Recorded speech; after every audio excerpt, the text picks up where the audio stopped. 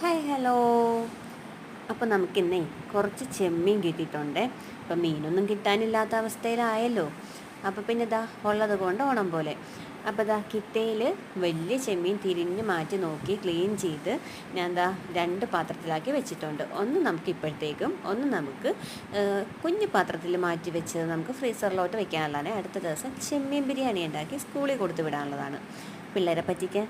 അപ്പോൾ ഇതാ നമ്മുടെ ഇന്നത്തെ ചെമ്മീനിൽ നമ്മളിതാ ഇതുപോലെ കുറച്ച് മഞ്ഞൾപ്പൊടി, ഉപ്പ്, മുളക് പൊടി, പിന്നെ നമ്മുടെ കറിവേപ്പില ഒക്കെ ഇട്ട് ഒന്ന് പുരട്ടി മാറ്റി വെച്ചിട്ട് ഇതാ കുറച്ച് ഒരു പാനിൽ കുറച്ച് ഓയിൽ ഒഴിച്ചിട്ട് നമ്മളിതാ അതൊന്ന് ഫ്രൈ ചെയ്യാനായിട്ട് വെച്ച് കൊടുക്കുന്നുണ്ട്. അപ്പോൾ ഇതാ ഇതുപോലെ നിരത്തിയിട്ടിട്ട് കാണാൻ നല്ല ഭംഗിയുള്ളത് കൊണ്ട് ഞാനൊന്ന് ഇങ്ങനെ നോക്കി നിന്ന് പോയിട്ടോ. നല്ല ഭംഗിയുണ്ടല്ലേ. അപ്പോൾ ഇതാ നമ്മുടെ കാന്താരി മുളകിൻ്റെ ചെറിയ തൈയിൽ നിന്ന് 2 കാന്താരി മുളക് കണ്ടപ്പോൾ ഞാൻ അതങ്ങ് പൊട്ടിച്ചെടുത്തേ. അപ്പോൾ കുറച്ച് ചെറിയ ഉള്ളിയും തക്കാളിയൊക്കെ ഞാൻ എന്താ അതുപോലെ നന്നാക്കി എടുത്തിട്ടുണ്ട്. അപ്പം നമ്മുടെ ചെമ്മീനൊക്കെ ഫ്രൈ ആയിട്ട് ഇതാ വരുന്നുണ്ട്. അപ്പോൾ ഇടയ്ക്കിടയ്ക്ക് ഇപ്പോൾ ഇത്തിരി ചൂടുവെള്ളം കുടിച്ചുകൊണ്ടിരിക്കുക കേട്ടോ.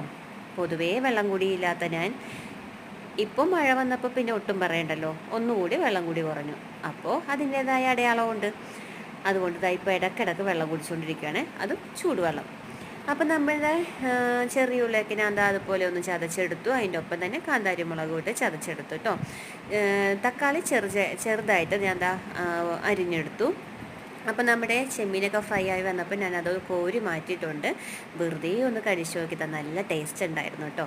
അപ്പോൾ ആ പാനിലേക്ക് തന്നെ കുറച്ച് വെളിച്ചെണ്ണ ഒഴിച്ചിട്ട് നമ്മുടെ ചതച്ച് വെച്ച ചെറിയ ഉള്ളിയും ഒക്കെ ഇട്ട് ഒന്ന് ഒരു തരി നമ്മുടെ ഉപ്പിട്ടിട്ട് പെട്ടെന്ന് വഴന്ന് കിട്ടാൻ വേണ്ടിയിട്ടാണ് ഉപ്പിട്ടത്. അപ്പോൾ വഴന്നൊന്ന് വന്നപ്പോഴത്തേക്ക് ഞാനത് ഇഞ്ചിയും വെളുത്തുള്ളിയും ചതച്ചത് കുറച്ചിട്ട് കൊടുത്തു. അതിൻ്റെ ഒപ്പം തന്നെ ഒന്ന് തക്കാളി ചെറുതായിട്ട് അരിഞ്ഞതും കൂടി ഇട്ട് കൊടുത്തിട്ടുണ്ട്. കറിവേപ്പിലയും ഇട്ട് കൊടുത്തിട്ടുണ്ട്. വഴന്ന് വന്നപ്പോൾ ഞാൻ മഞ്ഞൾപ്പൊടി, മുളക് പൊടി, പിന്നെ നമ്മുടെ ഗരം മസാല ലേശം ഇട്ട് കൊടുത്തിട്ടുണ്ട്. കുരുമുളക് പൊടിയും കൂടി ഇട്ട് കൊടുത്തിട്ടുണ്ട്. എന്നിട്ട് നന്നായിട്ടൊന്ന് ഇളക്കി കൂട്ടിയിട്ട് കുറച്ച് വെള്ളം ഒഴിച്ചിട്ട് വെളിച്ചെണ്ണയൊക്കെ ഒന്ന് തെളിയാനായിട്ട് വെച്ചു. അപ്പോഴത്തേക്ക് ഇവിടെ കറണ്ടും പോയിട്ടോ. അപ്പോൾ ഇതാ വിശന്നപ്പോഴത്തേക്കും 2 ഇഡലിയൊക്കെ എടുത്ത് അതിൽ തന്നെ സാമ്പാറൊക്കെ ഒഴിച്ചിട്ട് അങ്ങനെ തന്നെ നിന്നങ്ങോട്ട് കഴിച്ചു കേട്ടോ. അപ്പോഴത്തേക്കും നമ്മുടെ വെളിച്ചെണ്ണയൊക്കെ നന്നായിട്ട് തെളിഞ്ഞ് വെള്ളമൊക്കെ വറ്റി വന്നപ്പോഴത്തേക്കും ഞാൻ നമ്മുടെ വറുത്ത് വെച്ച ചെമ്മീനും കൂടി അതിനകത്തേക്ക് ഇട്ട് കൊടുത്തു. ഒരു തണ്ട് കറിവേപ്പിലയും കൂടി അതിൻ്റെ മീതെ ഇട്ട് കൊടുത്തു. ഞാൻ വെച്ചത് കൊണ്ട് പറയല്ല കേട്ടോ, നല്ല ടേസ്റ്റ് ഉണ്ടായിരുന്നു കേട്ടോ, അടിപൊളി. അപ്പോൾ എത്രയേ ഉള്ളൂ.